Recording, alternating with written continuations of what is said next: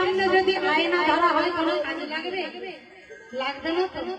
তাই বলছে চারিবেদে সরদর্শন করিয়া অধ্যয়ন, সে যদি গৌরাঙ্গ নাহি ভজে কলিকালে কিবা তার অধ্যয়ন, লোচন বিহীন জন দরবারে অন্ধের কিবা কাজে। কিন্তু যে জন মূর্খ, শাস্ত্র গ্রন্থে যার পাণ্ডিত্য নেই, সে যদি গৌর